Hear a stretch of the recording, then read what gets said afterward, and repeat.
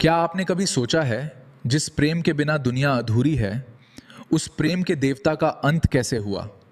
एक ऐसा देव जिसके एक बाण से पत्थर दिल भी पिघल जाए, जिससे देवता, दानव और मनुष्य तक बच नहीं पाए। उसी कामदेव को भगवान शिव ने भस्म क्यों कर दिया और फिर कैसे हुआ उनका पुनर्जन्म? आज की इस वीडियो में हम जानेंगे। पुराणों के अनुसार सृष्टि की रचना के समय भगवान ब्रह्मा ने महसूस किया कि यदि संसार में प्रेम और आकर्षण नहीं होगा तो जीवन आगे नहीं बढ़ पाएगा।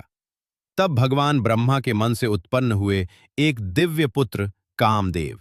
उनका रूप अत्यंत सुंदर था। चेहरे पर तेज, हाथ में पुष्पों का धनुष और 5 सुगंधित बाण। उनका वाहन था तोता और उनके साथ रहती थी वसंत ऋतु। कामदेव के बाण फूलों से बने थे, लेकिन उनका प्रभाव इतना शक्तिशाली था कि बड़े बड़े ऋषि मुनि तक विचलित हो जाते थे। उनके 5 बाण थे: मोहन, शोषण, उन्मादन, ताप, सम्मोहन। इन बाणों से मनुष्य के मन में प्रेम, आकर्षण और इच्छा जागृत होती थी। कामदेव का विवाह हुआ देवी रति से। रति अत्यंत सुंदर और प्रेम की देवी मानी जाती थी। दोनों का प्रेम स्वर्ग में सबसे पवित्र माना जाता था। जहां कामदेव प्रेम जगाते, वहीं रति उस प्रेम को मधुरता देती। धीरे धीरे पूरी सृष्टि प्रेम और आकर्षण से भर गई। लेकिन एक समय ऐसा आया जब कामदेव को स्वयं महादेव के सामने जाना पड़ा, और यही उनकी सबसे बड़ी भूल बन गई। एक शक्तिशाली असुर था, तारकासुर। उसने कठोर तपस्या करके भगवान ब्रह्मा से वरदान प्राप्त किया कि उसका वध केवल भगवान शिव के पुत्र द्वारा ही हो सकता है। तारकासुर जानता था कि माता सती के देह त्याग के बाद भगवान शिव गहरे ध्यान में चले गए हैं। वो कभी विवाह नहीं करेंगे। इसलिए वह निडर होकर तीनों लोकों में अत्याचार करने लगा। देवता भयभीत हो गए। तब सभी देवता भगवान विष्णु के पास पहुंचे। भगवान विष्णु ने कहा, यदि शिव और पार्वती का विवाह होगा, तभी उनके पुत्र के रूप में वह शक्ति जन्म लेगी जो तारकासुर का अंत करेगी। लेकिन समस्या थी, भगवान शिव गहन समाधि में थे। उन्हें ध्यान से बाहर कौन लाए? तब सभी की नजर गई कामदेव पर। देवताओं ने कामदेव से विनती की, हे कामदेव, सृष्टि को बचाने के लिए आपको भगवान शिव पर प्रेम बाण चलाना होगा। कामदेव डर गए, क्योंकि वे जानते थे यदि महादेव क्रोधित हो गए तो विनाश निश्चित है। लेकिन संसार की रक्षा के लिए उन्होंने यह कार्य स्वीकार कर लिया। उसी समय माता पार्वती कैलाश पर्वत पर भगवान शिव की सेवा कर रही थीं। वसंत ऋतु फैल गई, फूल खिल उठे, हवाएं सुगंधित हो गईं। कामदेव ने अपना पुष्प बाण निकाला और भगवान शिव पर चला दिया। जैसे ही बाण लगा, भगवान शिव की समाधि टूट गई।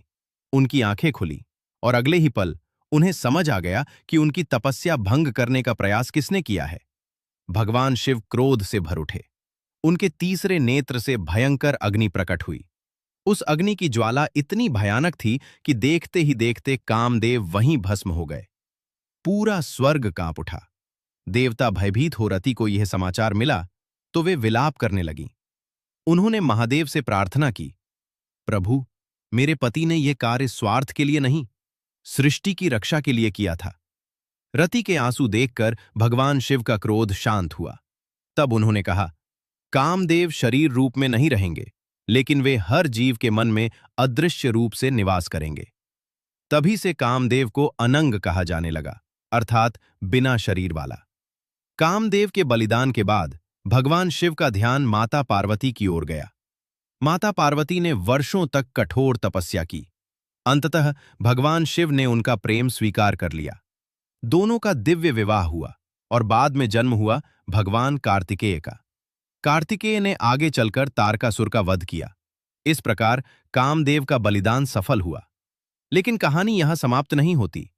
कुछ पुराणों के अनुसार भगवान विष्णु के अवतार श्री कृष्ण और रुक्मिणी के पुत्र प्रद्युम्न को कामदेव का पुनर्जन्म माना जाता है। जब प्रद्युम्न का जन्म हुआ, तभी शंबरासुर नामक दैत्य ने उन्हें समुद्र में फेंक दिया, लेकिन वे जीवित बच गए। बाद में बड़े होकर उन्होंने शंबरासुर का वध किया और अपनी पत्नी मायावती के साथ द्वारका लौट आए। कहा जाता है कि मायावती वास्तव में देवी रति का ही रूप थीं। इस प्रकार कामदेव और रति का पुनर्मिलन हुआ।